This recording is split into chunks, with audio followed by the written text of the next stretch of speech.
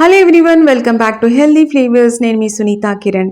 ఈరోజు నేను మీకోసం ఒక ఇంట్రెస్టింగ్ అలాగే ఈజీ అండ్ హెల్దీ రెసిపీని తీసుకొని వచ్చానండి. అదే బీట్రూట్ ఫ్రై.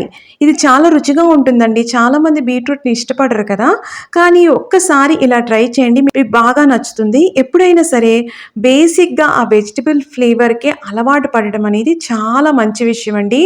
దానివల్ల ఆ వెజిటబుల్కి ఉండే ఎన్నో హెల్త్ బెనిఫిట్స్ని మనం పొందుకోవచ్చు. ఏ వెజిటబుల్ అయినా వండే రీతిలో వండుకుంటే అది చాలా రుచిగా ఉంటుంది. ఈ రెసిపీని కంప్లీట్గా మీరు వాచ్ చేసి తప్పకుండా ట్రై చేయండి, మీకు నచ్చుతుంది. మీరు కనుక ఈ ఛానల్ని ఫస్ట్ టైం వాచ్ చేస్తున్నట్లయితే హెల్దీ ఫ్లేవర్స్ ఛానల్ని తప్పకుండా సబ్స్క్రైబ్ చేసుకుని రెసిపీస్ని ట్రై చేయండి. మనం రెసిపీలోకి వెళ్ళిపోదాం.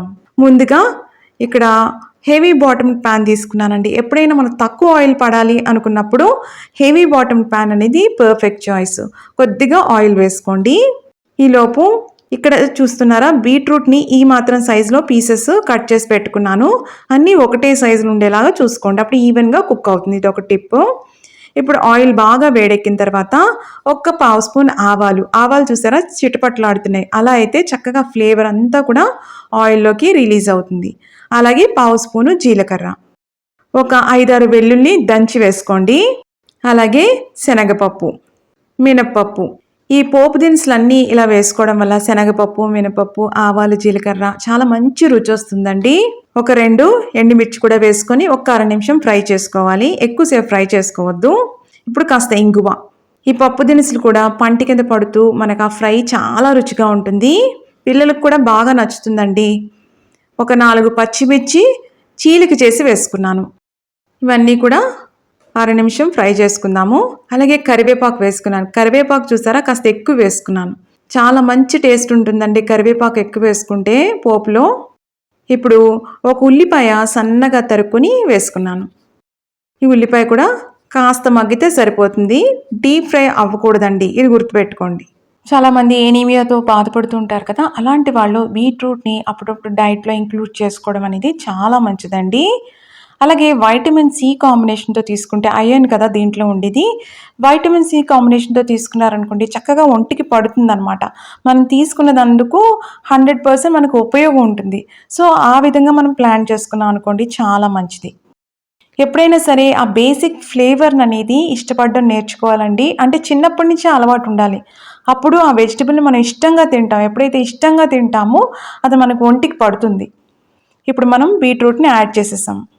ఇప్పుడు తగినంత ఉప్పు వేసుకుంటున్నాము. ఉప్పు ఎప్పుడు కూడా ఒకటేసారి ఎక్కువ వేసేసుకోవద్దండి, ఆఖరిని మళ్ళీ సరి చూసుకొని వేసుకోవచ్చు.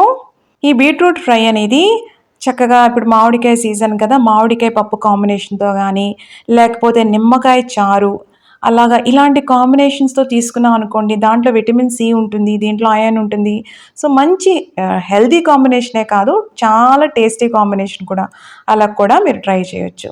ఇప్పుడు ఒకసారి కలిపేసుకున్నాం కదా, ఫ్లేమ్ లోలో పెట్టుకోండి, మూత పెట్టుకొని మగ్గించుకోవాలి. ఒక 5 మినిట్స్ మగ్గితే సరిపోతుంది.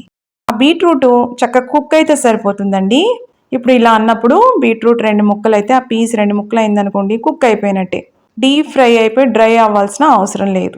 ఇప్పుడు పావు టీ స్పూన్ కంటే తక్కువగా కారం వేసుకోండి. ఇది ఎక్కువగా ఘాటుగా కారంగా ఉండకూడదు, కమ్మగా ఉండాలి. బీట్రూట్ ఫ్లేవర్ అనేది ఎక్కువగా తెలియాలి. అలాగే చిటికెడు పసుపు వేసుకోండి. అర టీ స్పూను ధనియాల పొడి వేసుకోండి. పావు స్పూను జీలకర్ర పొడి వేసుకున్నాము. ఇవన్నీ కూడా కలుపుకోవాలి. ఇప్పుడు మామిడికాయల సీజన్ కదండి, మామిడికాయ పప్పు కాంబినేషన్తో తీసుకుంటే చాలా బాగుంటుంది. లేకపోతే నిమ్మకాయ చారు కాంబినేషన్తో కూడా చాలా బాగుంటుందండి. కుదరని పక్షంలో ఒక 2 చుక్కల నిమ్మకాయని పిండుకొని అలా కూడా తీసుకోవచ్చు. మూత పెట్టుకుని ఫ్లేమ్ లోలో పెట్టుకుని ఒక 5 నిమిషాలు మగ్గించుకుంటే సరిపోతుంది. దగ్గర పెడితే సరిపోతుందండి. ఇప్పుడు స్టవ్ ఆఫ్ చేసుకుని డిష్ అవుట్ చేసేసుకోవడమే. చాలా రుచిగా ఉంటుందండి. తప్పకుండా ట్రై చేసి ఎలా వచ్చిందో కమెంట్స్లో పెట్టండి. మీకు కనుక ఈ రెసిపీ నచ్చినట్టయితే లైక్ చేయండి, షేర్ చేయండి.